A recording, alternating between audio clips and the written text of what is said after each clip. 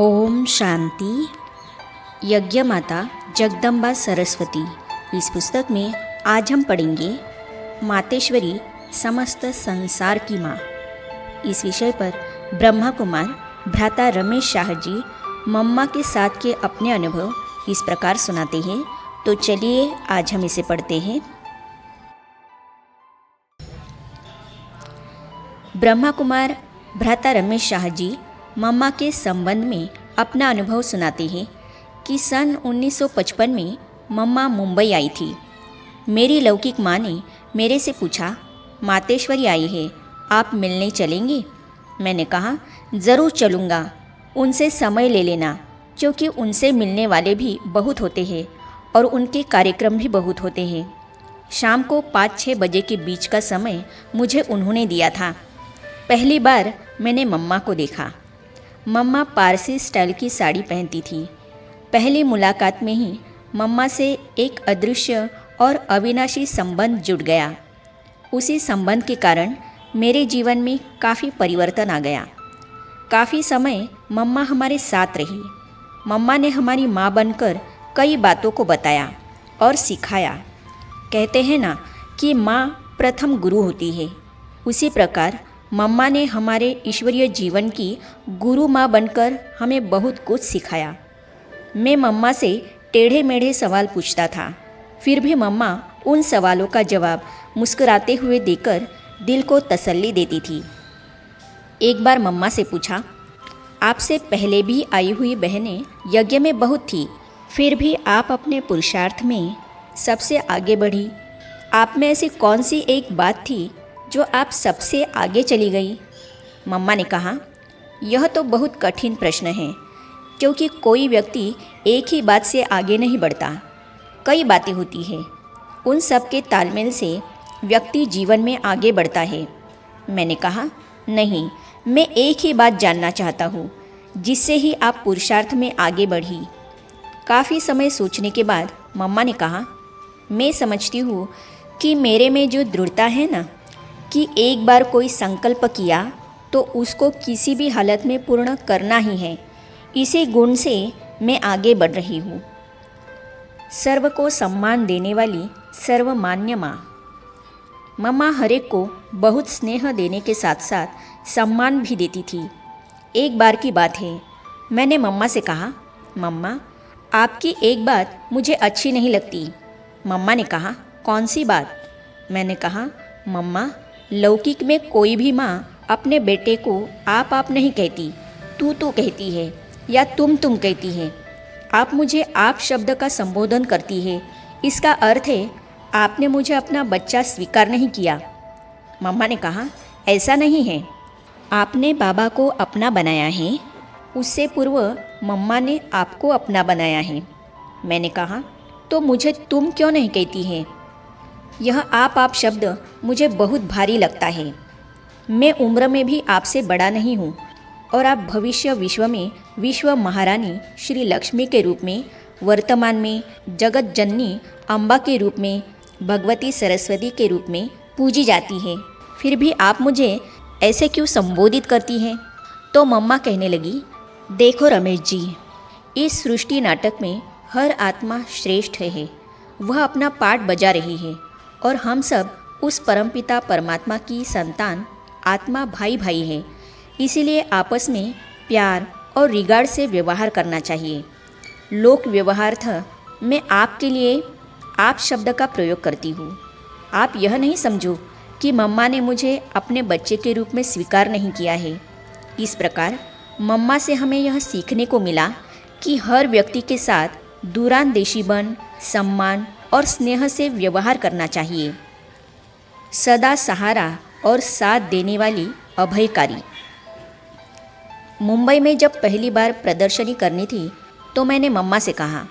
मम्मा ने कहा, कितना खर्चा आएगा? मैंने कहा, मम्मा बाबा की छुट्टी तो मिलनी चाहिए ना। मम्मा ने कहा, बाबा की तरफ से मम्मा छुट्टी देती है, कितना खर्चा होगा बताओ? मैंने कहा, करीब इतने रुपए। मम्मा ने कहा, ठीक है, आप प्रदर्शनी कर लो। इस प्रकार मम्मा की सम्मति मेरे लिए हमेशा रही। प्रदर्शनी के लिए चित्र बनाना पड़ता था। चित्र बनने के बाद करेक्शन अर्थात संबोधन के लिए उनको बाबा को भेजते थे। बाबा करेक्शन करके भेज देते थे। एक बार तो बाबा ने पत्र में लिखा, बच्चा तो चित्र के पीछे पागल बन गया है, ज़्यादा चित्र लेकर क्या करना है, झाड़, त्रिमूर्ति, गोला, ये 3 चित्र ही काफ़ी है। उस पत्र के नीचे कोने में मम्मा के उत्साह भरने वाले शब्द भी थे, रमेश बच्चे, आप जो कर रहे हो वो ठीक है, बाबा आपकी परीक्षा ले रहे हैं, आप चित्र बनाते रहो। इस प्रकार हमारे जीवन में मम्मा का सहारा कहिए, हिम्मत कहिए, तरफदारी कहिए, वह हमेशा रही। उसी साल 29 दिसंबर को प्रदर्शनी का उद्घाटन हुआ, जिसमें मम्मा भी आई थी। ड्रामा पर अचल और अटल विश्वास। यह उस समय की बात है जब मैं मधुबन में था। मम्मा हापुड़ का चक्कर लगाकर आने वाली थी। उसी दिन शाम को मम्मा का आगमन हुआ। उस समय उनका भव्य स्वागत हुआ। रात को बाबा मम्मा बैठे हुए थे। मम्मा हापुड़ के हंगामे के बारे में बाबा को समाचार सुना रही थी। मैं भी वही था। मम्मा बाबा को सुना रही थी कि वहाँ के विरोधी लोगों ने क्या किया, कैसे किया, आदि आदि। बाबा शांत चित्त होकर सुन रहे थे। मम्मा एकरस होकर बता रही थी। मैं भी उनका वार्तालाप सुन रहा था, सुनता रहा। मेरे मन में एक प्रश्न उठा। बाद में मैंने मम्मा से पूछा, मम्मा आप खुद हापुड़ की परिस्थिति देखकर आई है और वो सारी बातें बाबा को सुना भी रही है। जब आप ये सब देख रही थी तो क्या आपके मन में कोई हलचल आदि उत्पन्न हुई थी? मम्मा ने कहा, मुझे कोई हलचल नहीं होती है। फिर मैंने पूछा, क्यों नहीं होती है? मम्मा ने बाबा को देखते हुए बताया, एक बात का हमें पक्का निश्चय है कि 5000 वर्ष पहले जैसे स्थापना हुई थी, अब भी वैसे ही हो रही है। अभी जो उतराव चढ़ाव, विघ्न परिस्थिति आदि आ रही है, वे 5000 वर्ष पहले भी आई थी। ऐसी कई बातें आएंगी और जाएंगी, इसलिए इन बातों से हमारी अवस्था नहीं बिगड़ती है और हम भी हलचल में नहीं आते हैं। इस प्रकार ड्रामा के ऊपर मम्मा का जो अचल विश्वास था, उससे हमें सीखने को मिला। प्यार हम नहीं देंगे तो और कौन देंगे? मैंने एक बार मम्मा से पूछा, मम्मा आपके पास जो भी आता है अपने कष्ट आदि सुनाता है या दूसरों की कमी कमज़ोरियों के बारे में सुनाता है, कोई अच्छी बात सुनाने तो आता ही नहीं।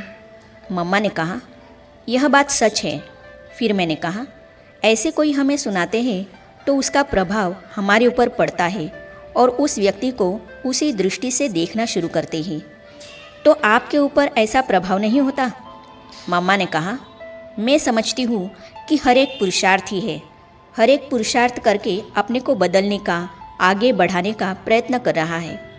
प्रयत्न करते करते कई आगे बढ़ते हैं, कई फेल हो जाते हैं, कई धीरे धीरे चलते हैं, कई रुक जाते हैं। मम्मा यह भी जानती है कि यह एक स्कूल है। स्कूल में सब तरह के विद्यार्थी होते हैं, कोई तेज़, कोई डल अर्थात कमज़ोर। परीक्षा में सब पहले नंबर में तो पास नहीं होते, कोई पहला, कोई दूसरा, कोई तीसरा, कोई नापास भी होते हैं। हमें इस बात का भी निश्चय है कि राजधानी स्थापन हो रही है। राजधानी में नंबरवार होते ही हैं। राजधानी के जो भी वर्ग हैं, सब यही से बनने हैं और हर एक उस पद के आधार से बने संस्कार अनुसार यहाँ अपना पुरुषार्थ करते हैं।